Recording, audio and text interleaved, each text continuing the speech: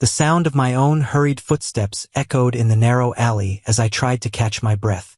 My mind reeled back to earlier that evening, to the moment everything began to unravel. It had started with a knock at my door. I was sitting in the dim living room, absently flipping through channels to drown out the deafening quiet of the house. Another lonely evening, I thought. The knock came suddenly, jolting me from my thoughts. It wasn't just any knock. It was desperate, almost frantic, as if whoever was outside was clinging to their last shred of hope. When I opened the door, there he was, a boy no older than 16, soaked to the bone, trembling in the cold. His face was pale, his eyes hollow yet pleading. He clutched a worn-out backpack against his chest like it contained his entire world. "Please," he'd said, his voice cracking. "I just need a place to stay for the night. Just one night." I hesitated. My instincts told me to shut the door and lock it, to avoid entangling myself in a situation that screamed trouble. But the fear in his eyes stopped me cold. It wasn't the kind of fear that came from being caught doing something wrong. It was deeper, rawer, as if he were running from something unimaginable. I'd asked him where his parents were, why he was out alone so late, but he avoided my questions, offering only vague responses. Against my better judgment, I let him in, handing him a blanket and motioning toward the couch. "You can sleep here tonight," I'd said, "but in the morning, we'll figure out where you can go." At first, he barely spoke, his wary eyes darting to every corner of the room, as if he expected someone to burst through the door. He said his name was Logan, but when I asked him more about himself, where he was from, why he had no place to go, he deflected, muttering, "It's complicated." I didn't press him. The weight of his exhaustion was visible in the way his shoulders slumped, the way he clung to the blanket like it was the only thing anchoring him to reality. He eventually fell asleep on the couch, though his sleep was restless. He murmured in his sleep, fragmented words I couldn't piece together, and every so often, he'd flinch as if reliving a nightmare. That was the calm before the storm. Hours later, the pounding on the door shattered the fragile quiet of the night. The voices from outside had made it clear they weren't friendly, and when the sound of glass breaking followed, I realized I just invited danger into my home. And now, here we were, running for our lives through the dark, deserted streets. As I stood leaning against the cold wall of the storage facility, my thoughts churned. Hours ago, I had opened my door to a frightened boy seeking refuge, and now, I was entangled in something far bigger and more dangerous than I could have imagined. Logan sat a few feet away, his knees pulled up to his chest, his breathing slow but uneven. I needed answers, real ones this time. No vague excuses or cryptic warnings. "Logan," I said, breaking the heavy silence. My voice was calm but firm. "If I'm going to help you, I need to know the truth. All of it." He didn't look at me right away, his gaze fixed on the ground. Finally, he sighed and ran a hand through his messy hair. "You don't understand," he said quietly. "Knowing the truth might put you in even more danger." "I'm already in danger," I snapped, frustration bubbling to the surface. "They smashed through my window, chased us through the streets, and who knows what they'll do if they catch us. So, stop protecting me and start explaining." Logan hesitated, his jaw clenching as though he was wrestling with himself. Finally, he spoke. "The men chasing us. They're part of a group called the Syndicate." The word hung in the air like a storm cloud. It sounded sinister enough to match the fear I'd seen in his eyes. "They're criminals," he continued. "Not just regular gangsters, though. They're organized, powerful. They deal in everything: drugs, weapons, money laundering. But what makes them dangerous isn't just what they do. It's how they do it. They don't leave loose ends. Ever." A chill ran down my spine. "And you're a loose end?" He nodded. "I was recruited when I was 10. My parents were gone, and I was living on the streets. They found me, gave me food, shelter, clothes. I thought I'd been saved. But it wasn't charity, it was an investment. They trained me, made me run errands, do small jobs. By the time I realized what I'd gotten into, it was too late. I was in deep." My stomach twisted as I listened. The more he spoke, the more the pieces fell into place. painting a picture of a boy who had been exploited, trapped in a nightmare he couldn't escape. I wanted out, he continued, his voice shaking slightly, so I ran. I've been hiding for weeks, but they always find me. Always. His words settled over me like a heavy blanket. It was all so much, too much. I didn't know what I'd expected him to say, but it certainly wasn't this. And yet, as overwhelming as it was, I couldn't turn my back on him now. They're not going to stop, I said, more to myself than to him. Not unless we stop them first. Logan's head snapped up, his eyes wide with disbelief. What? You can't be serious. These people are ruthless. You don't know what they're capable of. And I don't want to find out, I replied. But I'm not about to spend the rest of my life looking over my shoulder.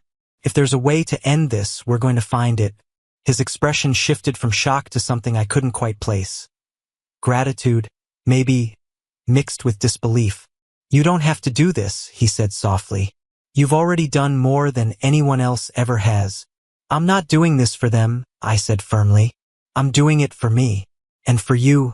We spent the next few hours planning our next steps.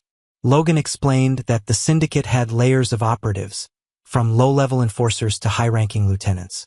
If we were going to disappear for good, we needed to throw them off our trail, make them think Logan was no longer a threat. It was a dangerous plan, one that relied on deception, speed, and a little bit of luck. But as I looked at Logan, a boy who had been through more in his 16 years than most people experienced in a lifetime, I knew we didn't have any other choice. First thing tomorrow, I said, we're going to find a way out of the city. Do you know where the syndicate is based? He hesitated, then nodded. Their main operations are in the industrial district. But that place is crawling with guards. It's not like we can just walk in. We don't need to walk in, I said, an idea forming in my mind. We just need to make them think we did. Logan frowned. What are you talking about? You'll see, I said, trying to sound more confident than I felt. Get some rest. Tomorrow's going to be a long day. As Logan drifted off, I sat with my back against the wall, my mind racing. The syndicate was dangerous, and taking them on felt like a suicide mission. But there was no turning back now. Whatever it took, I was going to protect Logan and myself. And if that meant bringing down a criminal empire, so be it. Little did I know, the next 24 hours would test every ounce of courage I had. And by the time it was over, neither of us would ever be the same. The morning air was cold and sharp as sunlight barely broke through the clouds. We had stayed hidden in the abandoned storage facility until the first light, taking turns keeping watch. Sleep had been impossible for me. My mind was consumed with questions, plans, and worst of all, fear.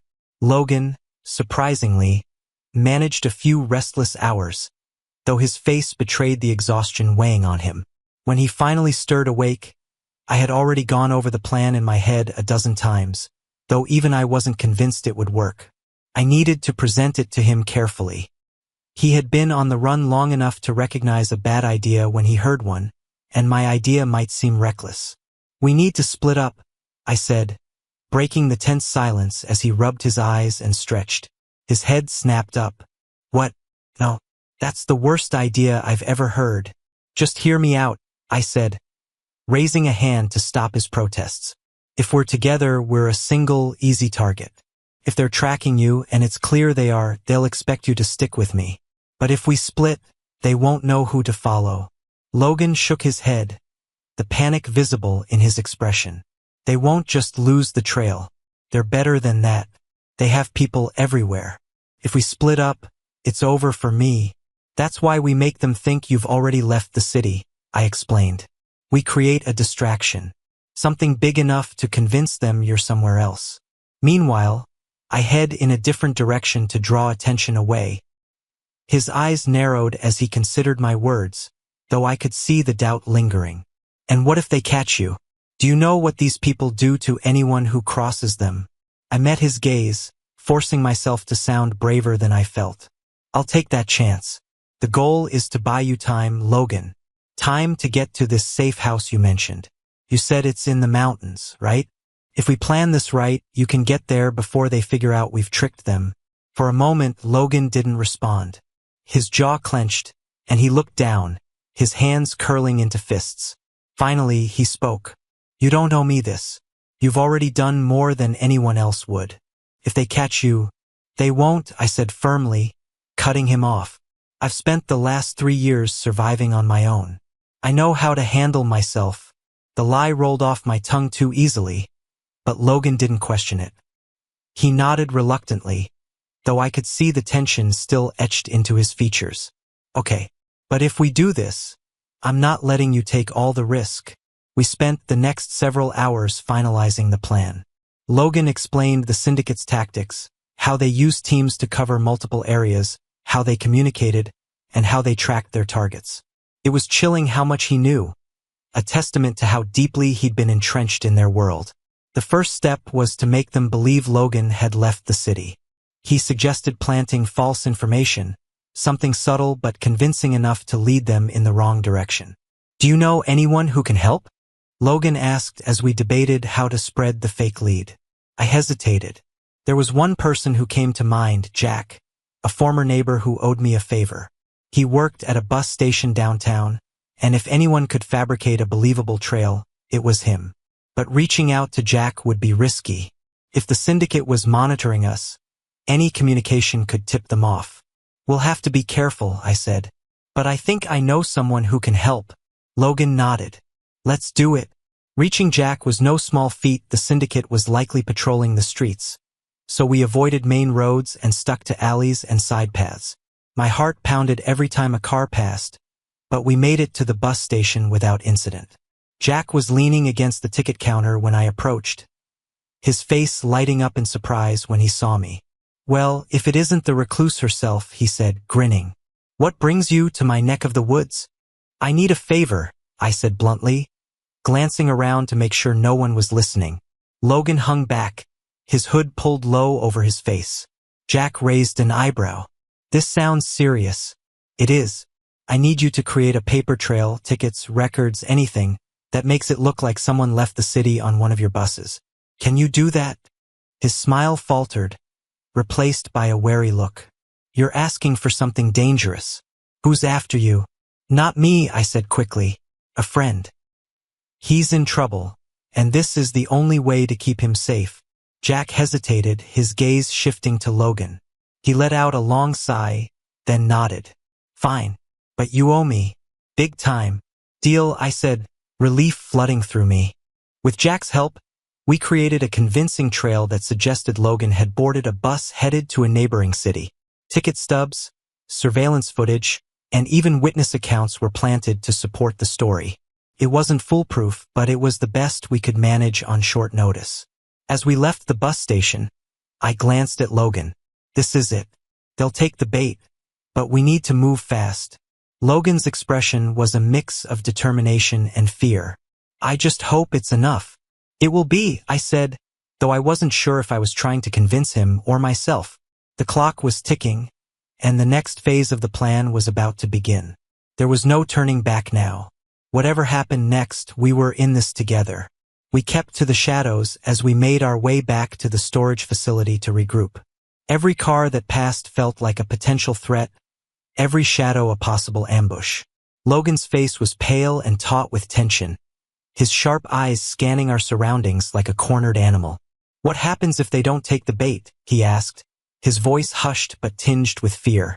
They will, I replied, trying to sound more confident than I felt. They've been tracking you for weeks. They'll jump at the chance to get ahead of you. He nodded, though I could tell he wasn't convinced. To be honest, neither was I. By the time we reached the storage facility, the sun had climbed higher, casting harsh light on the crumbling walls and rusted metal doors. We slipped inside the same unit we'd used the night before, closing the door softly behind us. Logan sat down on the cold concrete floor, pulling his knees to his chest, while I leaned against the wall, my arms crossed tightly. How long do we wait? He asked after a moment. Not long, I said. We need to move before they figure out the trail is fake. If we stay in one place too long, we're sitting ducks. While we waited, the silence grew heavy between us.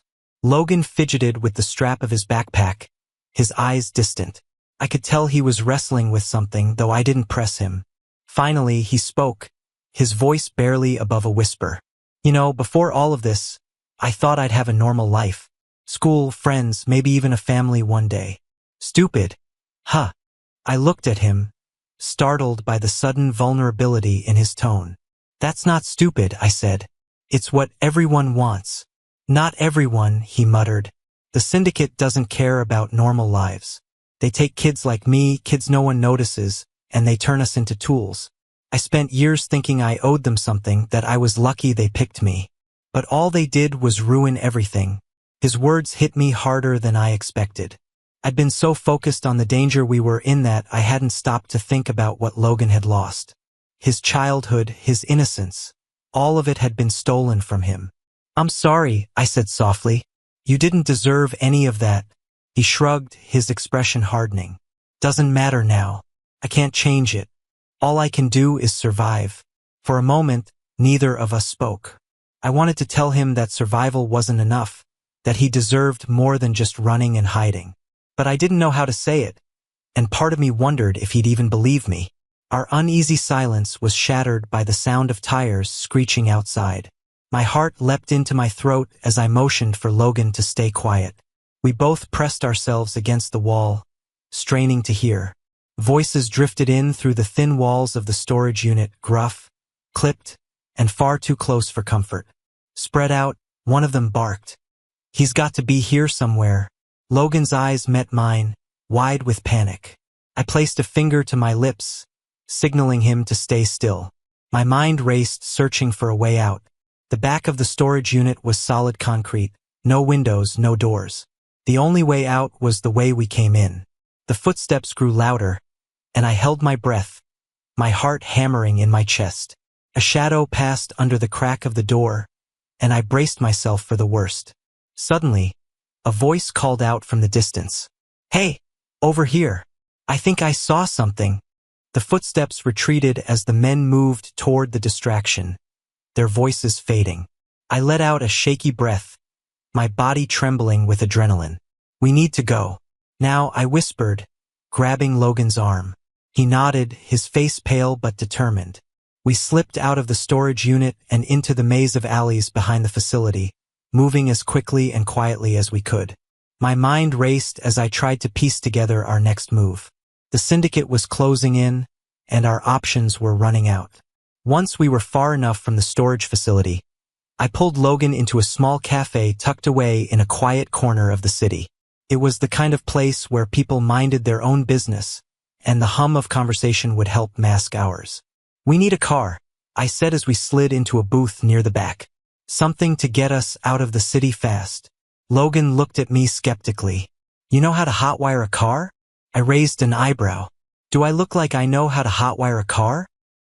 He smirked faintly, the first hint of humor I'd seen from him. Fair point. So what's the plan? I have a friend, I said, though the word felt a bit too generous. Her name's Clara. She owns a repair shop on the south side. If anyone can get us a ride, it's her. Logan frowned. Can you trust her?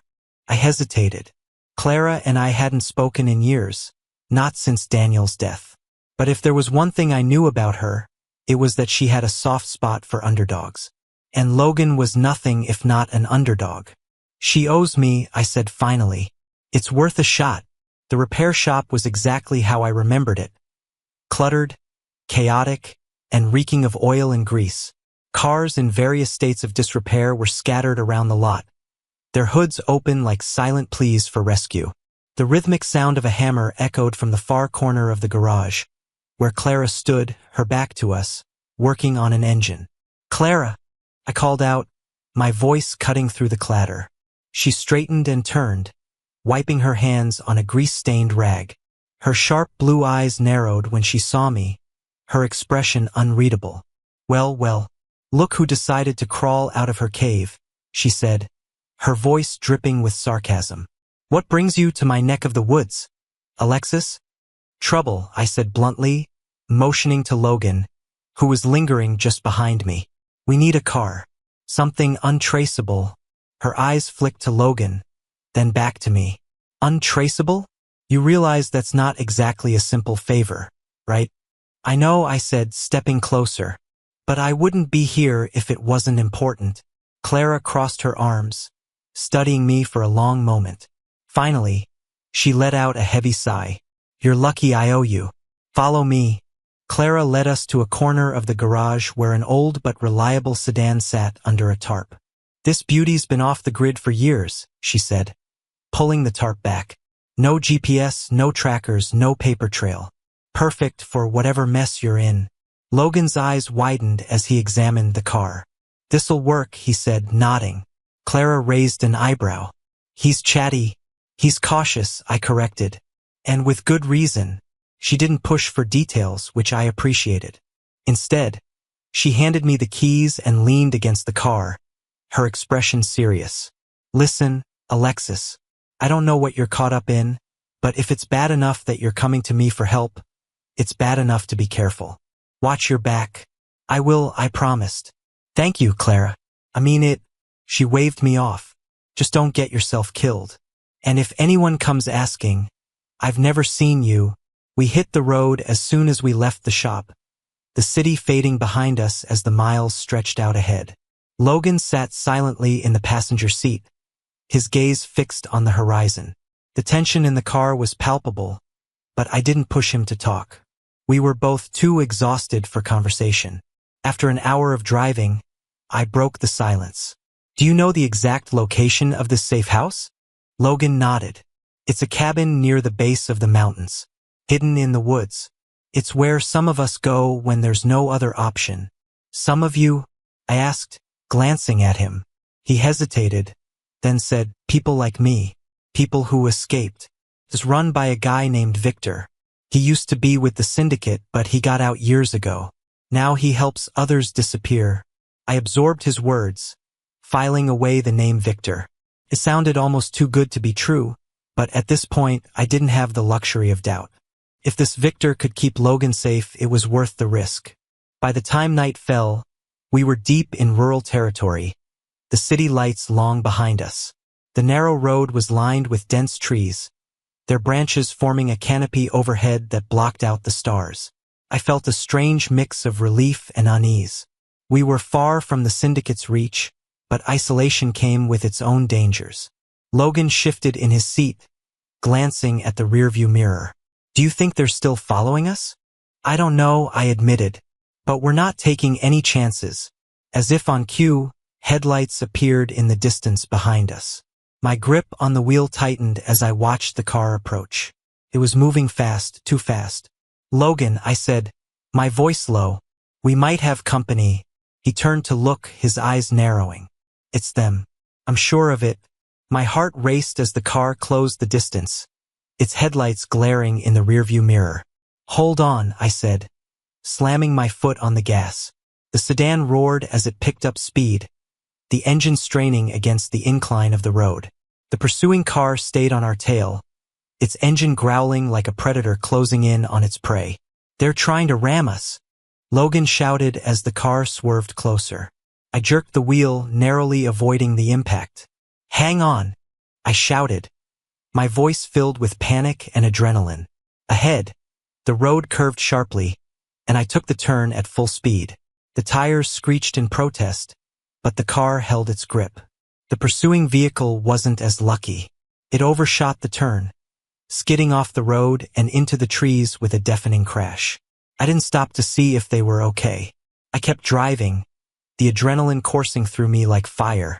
Logan let out a shaky breath, his hands gripping the seat tightly. That was too close, he said, his voice trembling. Tell me about it, I muttered, my own hands trembling on the wheel. We drove in silence for another hour, neither of us daring to relax completely. When we finally stopped for the night at a secluded rest area, the weight of everything that had happened crashed down on me.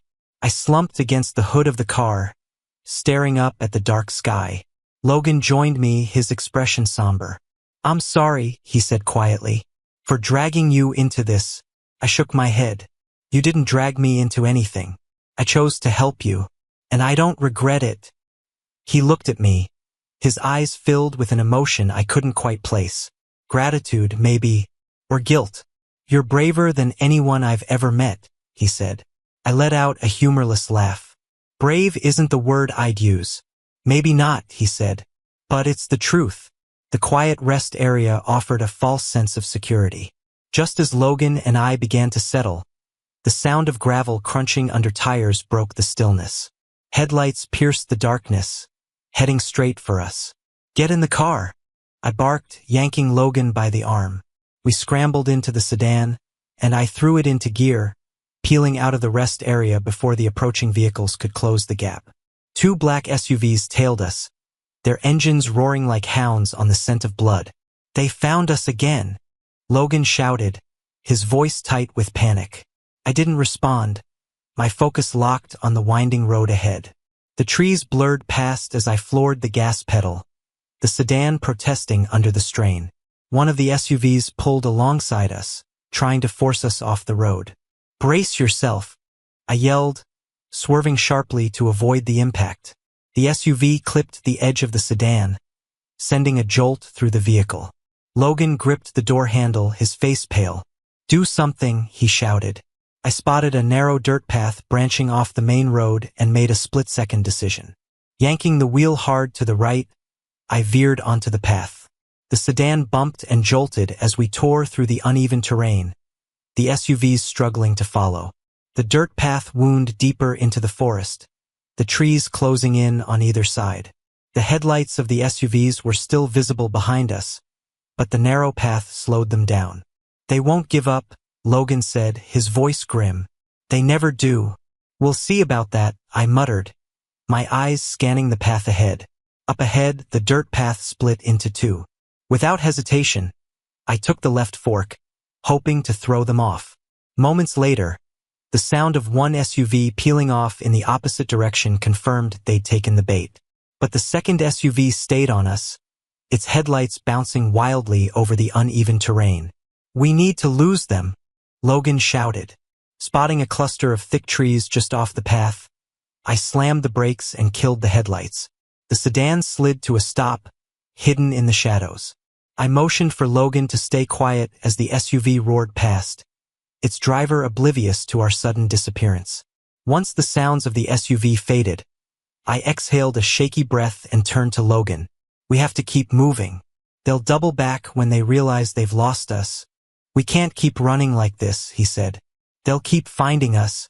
Before I could respond, a low voice broke through the silence. You need help?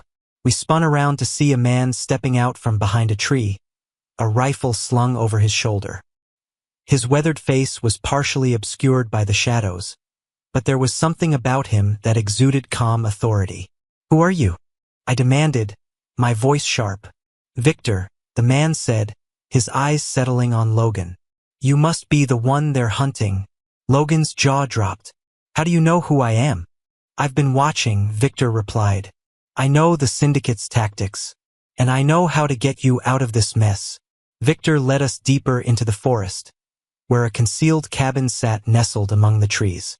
Inside, he handed us both cups of water and gestured for us to sit. You're not safe yet, he began. The syndicate has eyes everywhere, but there's a way to disappear for good. A network of safe houses that can keep you off their radar. Why would you help us? I asked, still wary. Because I've been where you are, Victor said, his gaze dark. I was one of them once. I know what they'll do if they catch you, and I won't let that happen. Logan leaned forward. What do we need to do? Victor outlined the plan. A decoy trail to lead the syndicate away, a switch to an unmarked vehicle, and finally, a trek through the mountains to the main safe house. It was risky, but it was the only option. As dawn broke, we set out with Victor's guidance. The decoy trail worked initially, but it wasn't long before the syndicate caught wind of our movements. By midday, they were back on our trail, their persistence relentless. This way, Victor shouted, leading us through a narrow mountain pass. The rough terrain slowed the SUVs chasing us, but they were still gaining. Keep going, I urged Logan, who was struggling to keep up. Ahead, the pass opened into a steep incline. Victor pointed to a hidden path that veered off into the dense woods. Go, I'll hold them off. No, Logan protested. You'll get killed. Just go, Victor barked, raising his rifle. With no time to argue, I grabbed Logan's arm and pulled him up the path. The sound of gunfire echoed behind us as Victor engaged the syndicate's men, buying us precious time. By the time we reached the cabin Victor had described, night had fallen. Logan was limping, his face pale from exhaustion, but we'd made it. The cabin was small but sturdy, stocked with supplies and equipped with a shortwave radio. For the first time in days, I felt a flicker of hope. "We're safe here," I said, though my voice wavered. "At least for now." Logan sank onto a cot, his eyes heavy with exhaustion. "Do you think Victor made it?" I hesitated. "I don't know, but he gave us a chance. We can't waste it." Over the next few days, we settled into a tense routine. The syndicate's presence in the area diminished, their search growing colder with each passing day. Logan began to relax, though the weight of what we'd been through lingered. One evening, as we sat by the cabin's small fireplace, Logan spoke. "Thank you for everything." "You don't need to thank me," I said. "Just promise me one thing." "What's that?" he asked. "Live. For yourself, not for them." He nodded, his eyes shining with determination. "I will." The quiet inside the cabin was both a blessing and a curse. Days passed without any sign of the syndicate, but the tension never truly left. I found myself jumping at every rustle of leaves, every distant sound that could be mistaken for approaching footsteps. Logan, too, was restless. Though he tried to mask it, I could see the unease in his eyes. "Do you think this is really over?" he asked one evening as we sat by the fireplace, the flames casting flickering shadows on the wooden walls. "I don't know," I admitted, my gaze fixed on the fire. "But for now, we're safe." "That's more than we had a week ago." He nodded but didn't look convinced. "They don't give up. Not until they've eliminated every loose end." I sighed, leaning back in my chair. "Then we make sure we're not loose ends anymore." Victor said this network is strong. If we follow his advice, we might just disappear for good. It was on the 5th day at the cabin when the shortwave radio crackled to life. Logan and I froze, exchanging wary glances before I reached for the receiver. A man's voice came through, rough and strained. "This is Victor. If you're hearing this, it means I'm still standing." "Barely." "Victor," Logan said, grabbing the radio. "You made it." "Not for long," Victor replied. "Listen carefully. The syndicate isn't done. They've shifted their focus, trying to cut off escape routes. You need to leave the cabin tonight. Head north. There's another safe house deeper in the mountains." "North?" I asked, taking the receiver. "We've barely recovered. Is it safe?" "It's safer than staying where you are," Victor said firmly. "Trust me. You've got a head start, but they'll figure out where you are soon. Don't wait for them to come knocking." The radio went silent, and a heavy weight settled in my chest. Leaving the cabin meant stepping back into uncertainty, but staying put wasn't an option. The night air was cold and biting as Logan and I packed what little we had and set out. Victor had left detailed directions for the northern safe house, but the path was treacherous. Steep inclines, narrow ledges, and dense woods that seemed to close in around us. "We should rest," Logan said after hours of climbing, his breath visible in the cold air. Just for a minute, I hesitated but nodded. We found a flat patch of ground and sat, the weight of our journey pressing down on us. The silence of the mountains was eerie, broken only by the occasional hoot of an owl. "Do you think we'll ever stop running?" Logan asked quietly. "I hope so," I replied, though I wasn't sure if I believed it. "We just need to make it to the next safe house. One step at a time." As dawn broke, we reached a clearing that opened onto a narrow valley. The air felt heavier, and an uneasy feeling settled over me. Logan must have felt it too because he stopped abruptly, his eyes scanning the horizon. "What is it?" I asked, my voice low. "I don't know," he said, his tone cautious. "Something feels off." That's when I saw it. A faint glint of sunlight reflecting off something metallic in the distance. A vehicle parked at the edge of the valley. "They're here," I whispered, my stomach dropping. Logan grabbed my arm. "We need to double back." But as we turned, the sound of voices carried through the trees, followed by the unmistakable click of a gun being cocked. "Going somewhere?" a deep voice drawled. We froze as 3 men stepped out of the shadows, their weapons trained on us. My heart pounded in my chest, and I felt Logan tense beside me. Before I could speak, a shot rang out, startling the men and sending birds scattering from the treetops. From behind the trees, Victor emerged, his rifle aimed steadily at the group. "Drop your weapons," he commanded, his voice cold and unyielding. The men hesitated, but Victor didn't. Another shot rang out, grazing the ground near their feet. "I won't ask again." The standoff was tense, but finally, the men lowered their guns. Victor motioned for us to move. "Go. Now." "Victor, come with us," Logan urged, his voice desperate. Victor shook his head. "I'll hold them off. You two need to get to the safe house." "There's no time to argue." Reluctantly, we obeyed, running as Victor kept his weapon trained on the Syndicate's men. The last thing I saw before we disappeared into the trees was Victor standing tall, his rifle steady, ready to buy us time with his life if necessary. We reached the northern safe house just as night fell. It was smaller and more secluded than the first, tucked deep within a dense thicket of trees. Inside, we found supplies and a handwritten note from Victor, detailing the next steps to ensure our safety. Logan collapsed onto the cot, his face pale and drawn. "Do you think he made it?" I didn't know how to answer. Victor had risked everything for us, and the thought of leaving him behind filled me with guilt. But we couldn't dwell on it now. Survival was all that mattered. Over the next few days, we began to adapt to life at the new safe house. Logan was quieter than usual, his thoughts clearly with Victor. But gradually, the tension began to ease. The Syndicate's presence in the area seemed to wane, and for the first time in weeks, we felt a fragile sense of peace. One evening, as we sat by the fireplace, Logan spoke. "We can't keep hiding forever." I looked at him, surprised by the determination in his voice. "What are you saying?" "I'm saying we need to fight back," he said. "Not just for us, but for everyone they've hurt." Victor showed us that it's possible. His words ignited something in me, a spark of hope, of purpose. Maybe he was right.